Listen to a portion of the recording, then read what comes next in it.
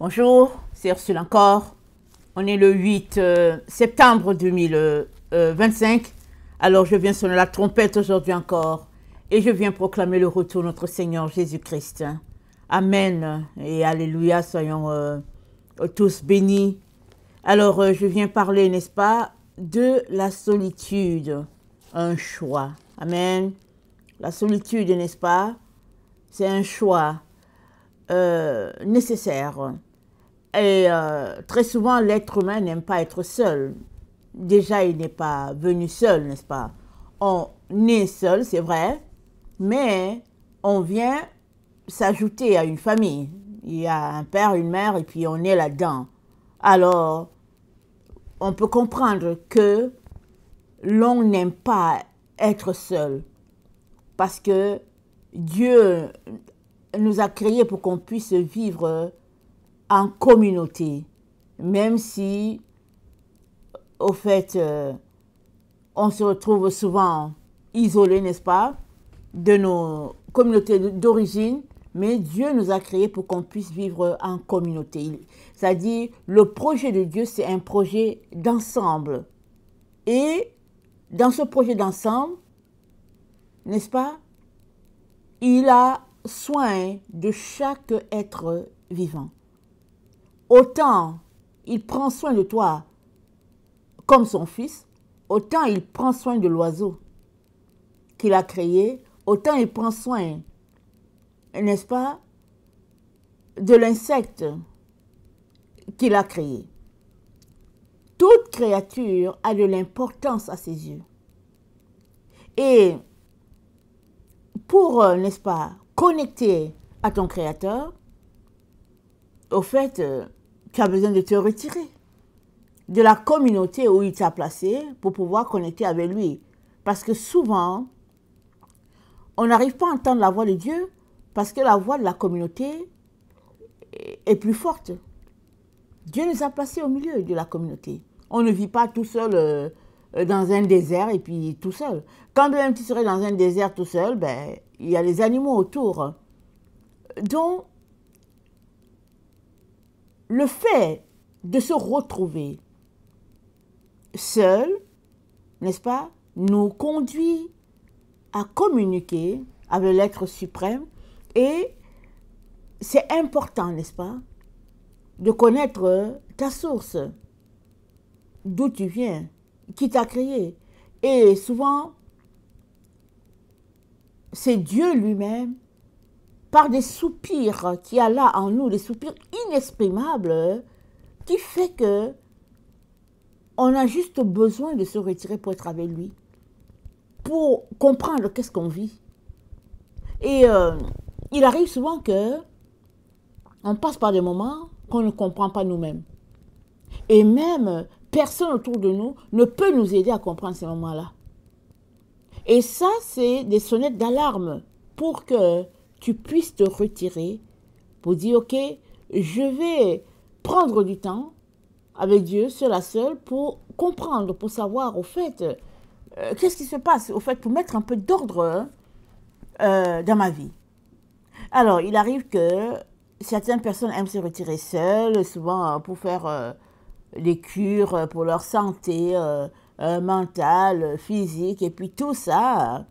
Mais au fait, la solitude, n'est-ce pas, pour l'être humain, est d'importance capitale parce que c'est à travers la solitude que tu vas connecter avec ton Créateur. Alors, le texte que nous avons se trouve dans Luc 5, au verset 12. Luc 5, verset 12, ça nous dit ceci. Attendez. Comme Jésus se trouvait auprès du lac de Génézareth et que la foule se pressait autour de lui pour entendre la parole de Dieu, il vit au bord du lac deux barques. Attendez, je ne suis pas dans mon texte, excusez-moi. Luc 5, verset 12. J'ai commencé à lire au verset 1, mais on va commencer au verset 12. Luc 5, le verset 12. Jésus était dans une des villes, et voici un homme couvert de lèpre. L'ayant vu, tomba sur sa face et lui fit cette prière. Seigneur, si tu le veux, tu peux me rendre pur. Jésus étendit la main, le toucha et dit, je le veux, sois pur. Aussitôt la lèpre le quitta. Puis il lui ordonna de n'en parler à personne. Mais dit-il, va te montrer au sacrificateur et offre pour ta purification ce que Moïse a prescrit, afin que cela leur serve de témoignage. Sa renommée se répandait de plus en plus, et les gens venaient en foule pour l'entendre et pour être guéris de leur maladie. Et lui se retirait dans les déserts et priait. Amen. Donc on a deux situations ici qui pointent des cas de solitude. Il y a quelqu'un qui est couvert de lèpre. Alors, il vient en avant de Jésus. Il lui dit, Seigneur, si tu le veux, tu peux me rendre pur. Rien ne nous dit qu'il était là avec d'autres personnes, avec des amis, ou en tout cas, le texte ne nous dit pas. Le texte nous dit seulement que il a vu Jésus, l'homme, et Jésus était dans une ville, et l'homme est venu se jeter par terre devant lui pour lui dire, si tu le veux, tu peux me rendre pur. Et Jésus lui a dit, je le veux. Et Jésus l'a guéri, là, n'est-ce pas, entre lui et Jésus. Et on n'a pas besoin de quelqu'un d'autre pour que la guérison se passe. C'est la personne qui a besoin de guérison, qui prie à Dieu, et Dieu agit, n'est-ce pas, selon ce qu'il a déterminé. La situation de cet homme est une situation de solitude imposée. Les lépreux, n'est-ce pas, n'étaient pas permis de vivre avec leur communauté. Quand il y avait une lèpre, on les faisait sortir et puis on les excluait, c'est tout. Donc ils étaient dans une solitude forcée. Et ils communiaient, n'est-ce pas, là dans la solitude avec Dieu, et c'est tout. Et si la famille venait leur donner à manger, elle pouvait leur déposer ça un peu à une distance. Ou bien si elle leur parlait un peu à distance. Et souvent ceux qui étaient atteints de lèpre, n'est-ce pas, aimaient tellement souvent leur famille qu'eux-mêmes se disaient, non, ne viens pas, parce que je ne veux pas que tu sois contaminé, parce que j'ai déjà attrapé ça, il faut pas aussi que toi aussi tu l'aies. Et voilà un peu une situation où la seule personne, n'est-ce pas, finalement, qui est proche d'eux, c'est Dieu. Et ça, c'est un cas, n'est-ce pas, de solitude imposée. Mais il y a cette solitude où la maladie ne te l'a pas imposée, mais toi-même, tu décides, n'est-ce pas, de te retirer de la foule, de ton environnement, pour chercher, n'est-ce pas, la face de Dieu. Et c'est ça que le Seigneur nous pointe aujourd'hui. On est dans un temps, n'est-ce pas, où il y a beaucoup de bruit. Ça peut être le bruit de la ville, ça peut être le bruit de l'information, ça peut être toutes sortes de bruit, ça dit préoccupation. Et aujourd'hui, vous savez, quand on veut être seul, on ne peut pas être seul. Il y a toujours ces appareils-là qui sont là. Souvent, on marche et puis on a ça dans la poche. Et souvent, on est dans la maison, on veut être seul, mais ils sont là et puis ils sont sous écoute. On ne peut pas être seul. Mais tu peux choisir d'être seul. C'est de fermer toutes ces choses et dire, je ne veux rien entendre d'autre que mon Seigneur est mon Dieu et puis c'est tout. Et c'est cette relation-là de solitude va toujours déboucher sur quelque chose, n'est-ce pas, de bénissant pour la personne qui a choisi la marche de la solitude. Alors, c'est dit, c'est reconnu que Jésus-Christ se retirait souvent. Parce qu'il se retirait, n'est-ce pas? Il prenait du temps avec son Père, et ainsi, il pouvait revenir chargé d'informations, de directives, n'est-ce pas? De comment conduire la journée et quelle situation devrait-il aborder selon tel cas ou tel autre. C'est un peu ça, n'est-ce pas? Quand on connaît sa mission, quand on sait qu'on a une mission à faire, on ne fait pas n'importe quoi. Et quand on ne connaît pas sa mission, cela commence par prendre du temps devant Dieu, n'est-ce pas? Pour connaître sa mission. Et quand on prend du temps avec Dieu, on ne prend pas du temps avec Dieu et puis une autre personne. Oui, deux personnes peuvent dire, ok, on va prendre une retraite.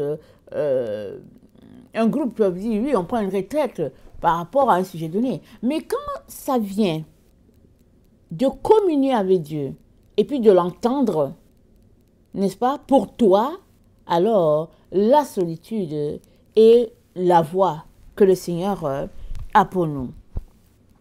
Et Luc 6, le verset 16 dit, et lui, c'est-à-dire Jésus, il se retirait dans les déserts et priait. Alors, on peut se dire les déserts, et puis, parce que vous savez, dans cette partie du monde où Jésus-Christ vivait, la communauté, c'est une richesse. Et surtout quand ta renommée est déjà partie, tu ne peux pas passer quelque part sans que les gens t'interpellent ou bien les gens cherchent à te dire bonjour. Et ce qu'il y avait pour Jésus, c'était tout simplement de se retirer dans les déserts, loin, n'est-ce pas, des différentes maisons, des différents habitats. Et là, seul à seul, alors il pouvait prendre du temps avec Dieu. Et c'est pas comme dans notre temps et aujourd'hui où tu peux te dire, ok, je vais prendre un temps dans un motel, dans un lieu où je peux louer pendant un temps parce que je vais entendre Dieu, je vais être tout seul. Ou bien même, tu es là dans ton appartement et puis tu te dis, bon, moi je vais entendre personne et puis c'est ça et je suis avec mon Dieu.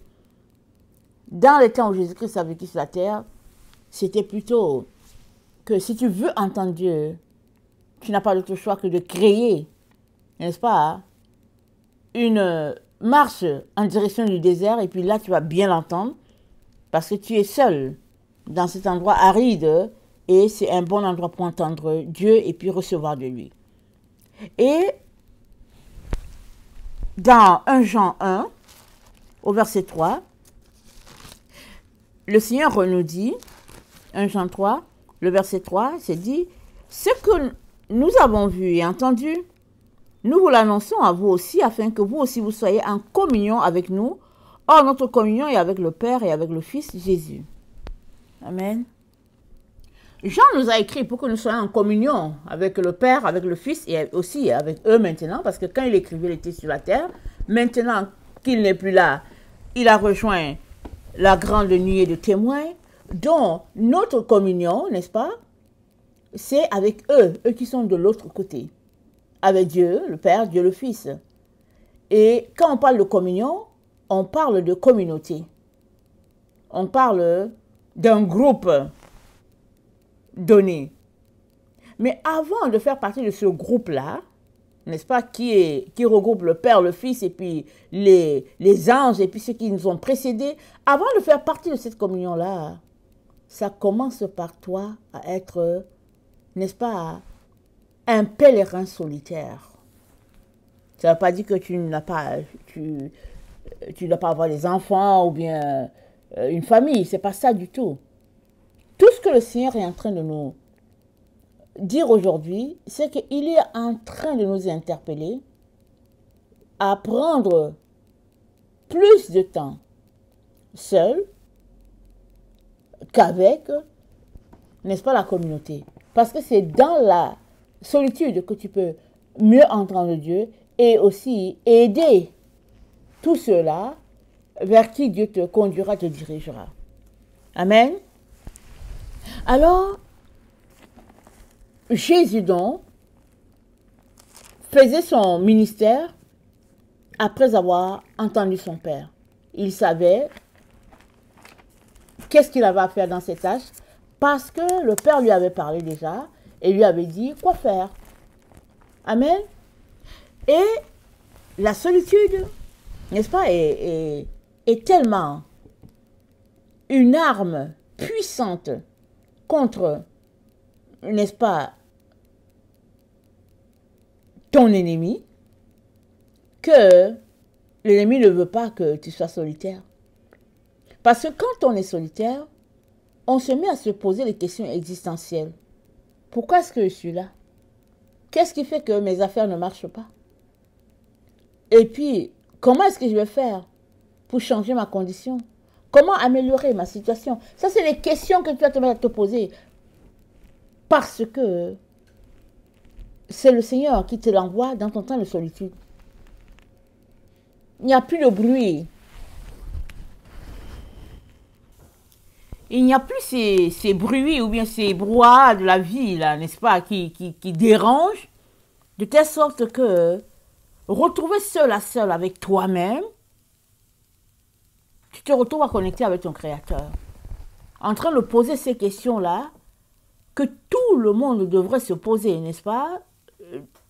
D'où suis-je venu? Pourquoi suis-je là? Et où est-ce que je m'en vais? Alors c'est comme ça que on finit, n'est-ce pas, par comprendre que tiens, la mort, tout le monde passe par là. Et est-ce qu'on est préparé, n'est-ce pas, à passer? Et puis à sortir de l'autre côté. Donc, la solitude, c'est un mal, on peut le dire comme ça, un mal nécessaire. Si bien que l'ennemi ne veut pas qu'on soit seul. Alors, on se retrouve avec tous ces appareils, le cellulaire, souvent même, il y a des gens qui ne sont pas capables de prendre leur marche sans le cellulaire. Mais s'il y a une chose qu'on est appelé, n'est-ce pas, à faire, n'est-ce pas, sans le cellulaire, c'est bien la marche. Parce que on a besoin de créer un temps pour être seul. On a besoin de se créer ce temps-là. Sinon, l'époque dans laquelle nous vivons nous empêche d'avoir ce temps-là. Et dans Lamentation 3, Lamentation, c'est les Lamentations de Jérémie, dont Jérémie c'est après Ésaïe. Alors, Lamentation 3, Lamentation c'est juste après le livre de Jérémie, ok? Alors, Lamentation 3, le verset 25 nous dit « L'Éternel a de la bonté pour qui espère en lui, pour l'âme qui le cherche. Comment chercheras-tu Dieu si tu es tout le temps dans le groupe avec tes amis, avec ta communauté? Comment vas-tu le chercher? Alors, que se passe-t-il quand on est inscrit, n'est-ce pas, à un programme d'études? Très souvent, hein, on disparaît. Les gens ne nous voient pas, on ne sait même pas où est-ce qu'on est passé. On dit, mais est-ce que tu as vu tel? Tiens, mais ça fait longtemps que je l'ai vu. Ah, mais il paraît qu'il est retourné aux études. Ah, bon et tout. Non, mais au fait, pour le voir, il faut que tu aies en bibliothèque. Ah non, mais pour le voir, il faut en tout cas, il est toujours en laboratoire. C'est tellement important pour nous de réussir, n'est-ce pas, dans la vie, que on n'hésite pas à couper contact avec tout le monde parce qu'on se dit, non, moi je ne vais pas traîner avec ceux-là, ils vont me perdre le temps. À combien plus forte raison devrions-nous, n'est-ce pas, réagir comme ça quand vient le temps de chercher Dieu, de le comprendre? Amen. Quand apprécieras-tu, n'est-ce pas, la bonté de l'Éternel? Quand? Le verset 25 nous dit, pour l'âme qui le cherche. Si tu te mets à chercher Dieu, n'est-ce pas, tu vas apprécier sa bonté. Et dans le Proverbe 8, n'est-ce pas, voilà ce qui est dit de comment chercher l'Éternel. Dans le Proverbe 8, c'est dit, la sagesse ne crie-t-elle pas, l'intelligence ne lève-t-elle pas sa voix? C'est au sommet des hauteurs près de la route, c'est à la croisée des chemins qu'elle se place, à côté des portes, à l'entrée de la ville. La sagesse se place là, à côté des portes. C'est-à-dire, la porte c'est quoi? C'est l'entrée dans un espace et la sortie pour un autre. La sagesse se place là. Mais si on lit Proverbe 5, la folie aussi se place là. Dans Proverbe 5, c'est dit, attendez, Proverbe 5,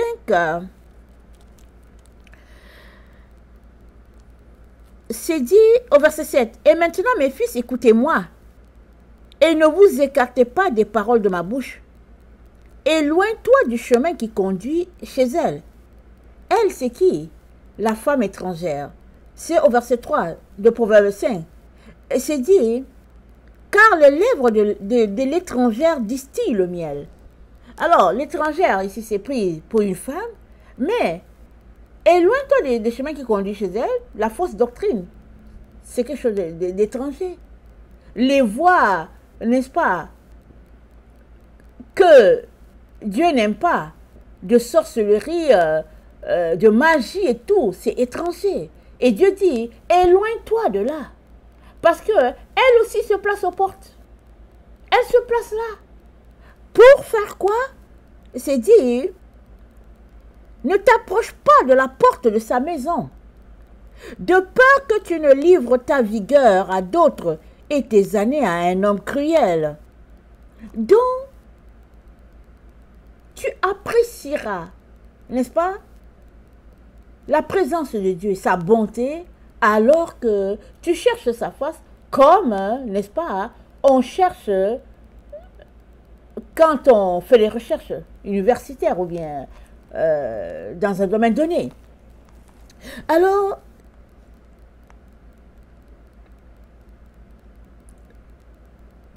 au verset 6, nous sommes dans Proverbe 8, c'est dit, « Écoutez, car j'ai de grandes choses à dire, et mes lèvres s'ouvrent pour enseigner ce qui est droit. »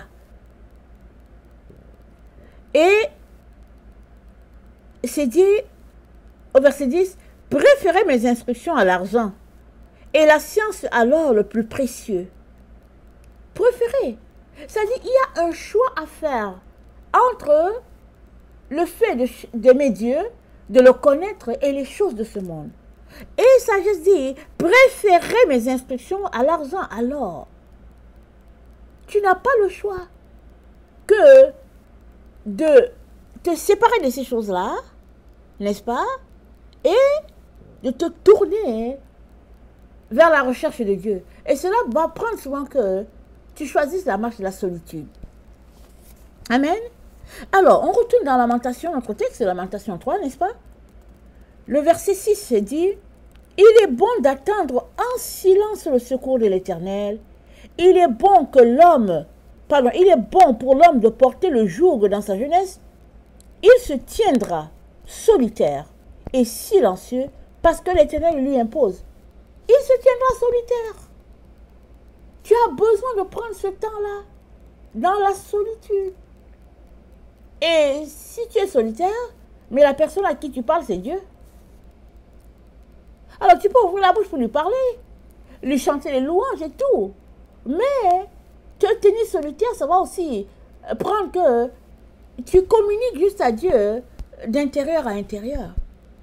Tu viens t'asseoir dans sa présence et tu es en train de lui parler, mais vous communiquez juste, n'est-ce pas, de code en code, c'est-à-dire en ton être intérieur, et il te donne ses visions, et puis tu vois ce que tu dois voir, mais c'est intérieur à intérieur.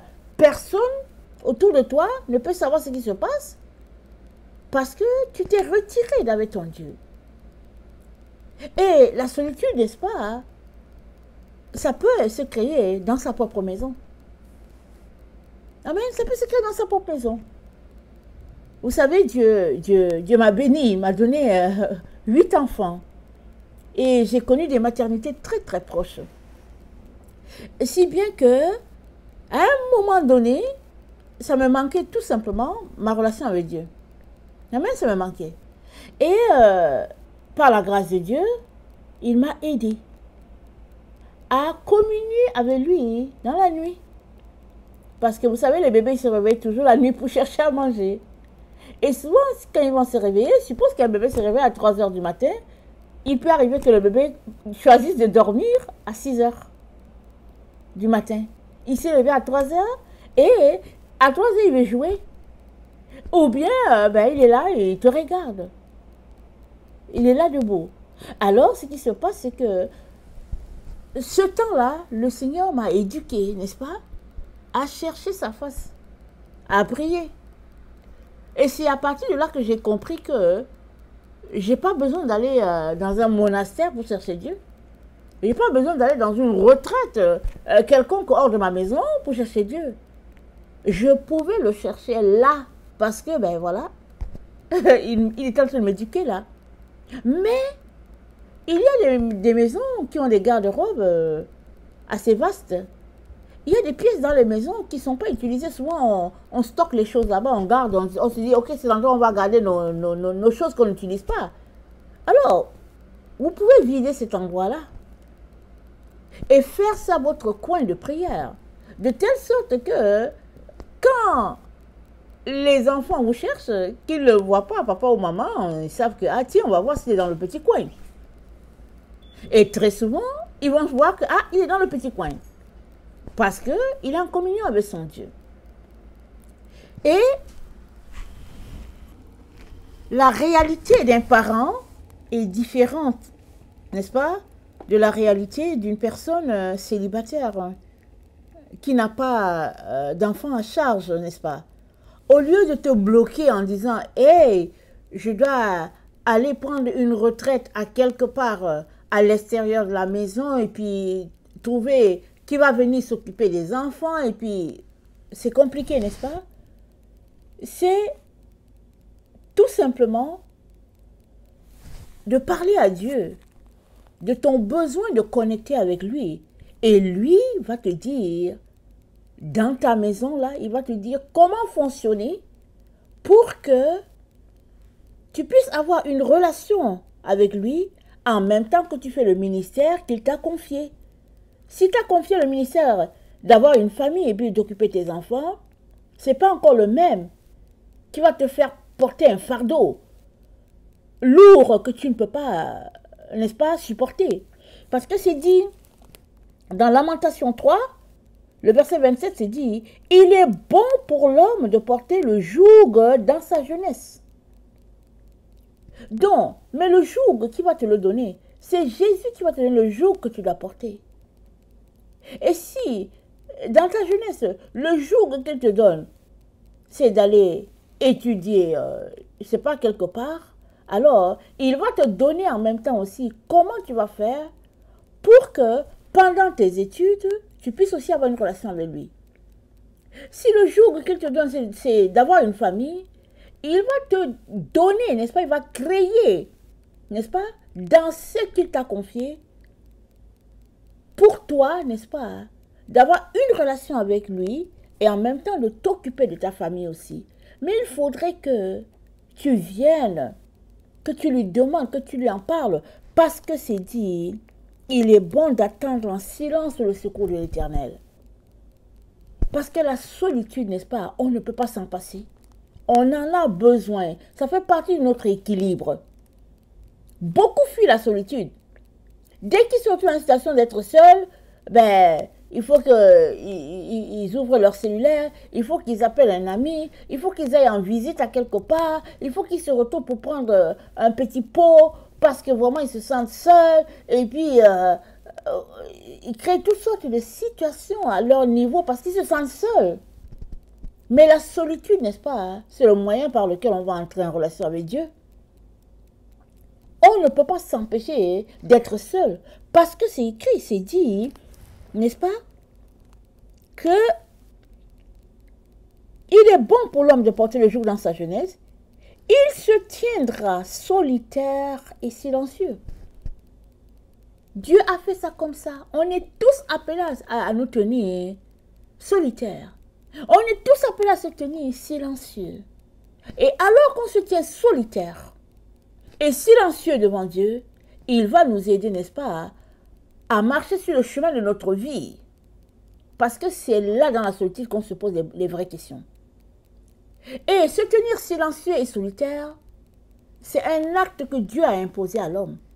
Si tu ne le fais pas de ton vivant, tu le feras pareil. Le jour où tu auras fini avec cette terre, tu te tiendras solitaire, silencieux, devant, n'est-ce pas, les anges et tout qui sont en train de voir ta situation. Est-ce que tu vas entrer dans la présence de Dieu ou pas?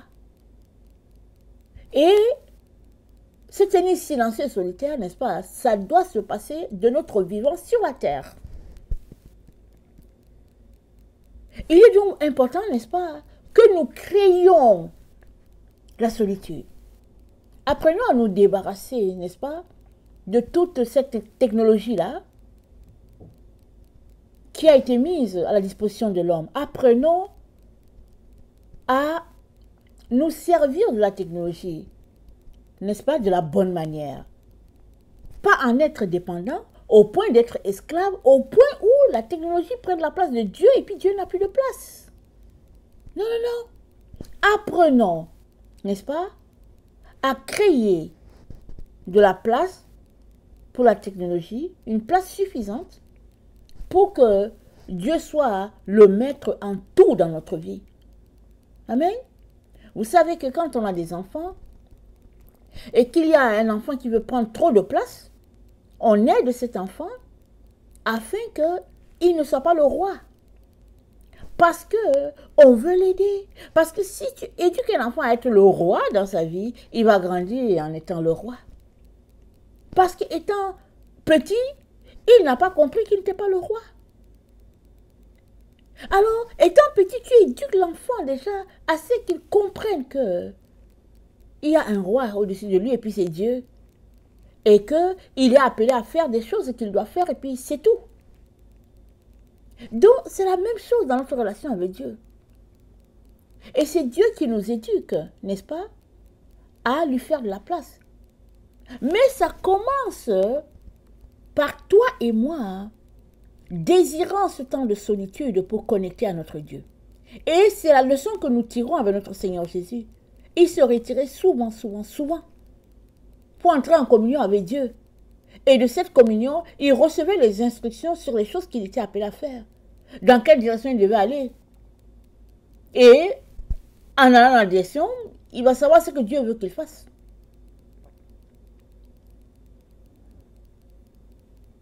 Tu ne peux pas, n'est-ce pas, avancer dans ta destinée si tu es toujours dans la foule, toujours dans la troupe, toujours en train de t'occuper à faire quelque chose avec le groupe et tout. On est dans la période où il faut avoir beaucoup d'amis. Alors on se dit, ah ouais, mais moi j'ai 1000 amis. Et puis moi, oh ouais, j'ai 300 amis. Mais quand tu t'arrêtes, tu as 300 amis, quel temps tu as avec les 300 amis? Parce que l'amitié, ce n'est pas le fait d'avoir un abonné ou bien de suivre une personne sur son site. C'est pas ça l'ami. La Bible nous dit, Jésus est un ami sûr en tout temps. L'ami, c'est quelqu'un avec qui tu peux échanger. Tu peux compter sur lui, tu peux tout lui dire. Et puis, il est là pour toi. Et Jésus, n'est-ce pas, s'est montré un frère et plus un ami. Et tu ne peux pas le négliger. On ne néglige pas un ami. On prend du temps avec. Et on grandit dans cette amitié. Et c'est ça que le Seigneur aimerait pour nous, n'est-ce pas, dans notre vie, dans notre marche avec notre Dieu. Alors, la solitude, elle est nécessaire, mais c'est un choix. Et je viens, n'est-ce pas, nous encourager à choisir d'aimer la solitude, de nous organiser pour avoir des temps de solitude. Ça sera bénéfique, et pour toi, et pour ta relation avec ta famille, et, n'est-ce pas, pour toute la famille de Dieu, ça sera bénéfique. Parce qu'un chrétien qui a une habitude de se tenir solitaire, c'est un chrétien qui va entendre Dieu très très souvent, et puis il est un baume, n'est-ce pas, pour sa communauté. Il est une bénédiction pour le peuple de Dieu. Alors, je vais prier, n'est-ce pas, demandant que notre Dieu intervienne pour tous ceux-là qui aimeraient, n'est-ce pas, commencer cette marche de solitude. Et une fois que vous avez décidé, persévérer, n'est-ce pas? Quand bien même c'est difficile, persévérer. Et Dieu vous donnera d'avoir le triomphe dans votre marche de solitude. Seigneur Jésus, je te remets, n'est-ce pas, tous ceux-là qui ont soif de mieux te connaître, tous ceux-là qui ont soif de se tenir solitaires devant leur Dieu et qui ne savent pas comment faire, comment gérer le temps, parce qu'il y a trop de choses à leur programme. Seigneur, la sagesse t'appartient. Je prie que tu leur donnes tout ce dont ils ont besoin pour créer ce temps et surtout que tu leur accordes ta paix, de savoir que ils réussiront à passer à travers et que tout sera bien avec toi. Même s'ils se retrouvent dans cet endroit-là sans leur cellulaire ou leur ordinateur, tout est bien parce que tu es là et tu es plus qu'un cellulaire, tu es plus qu'un ordinateur. Que ton nom soit béni au nom puissant de Jésus. Amen et alléluia. Amen.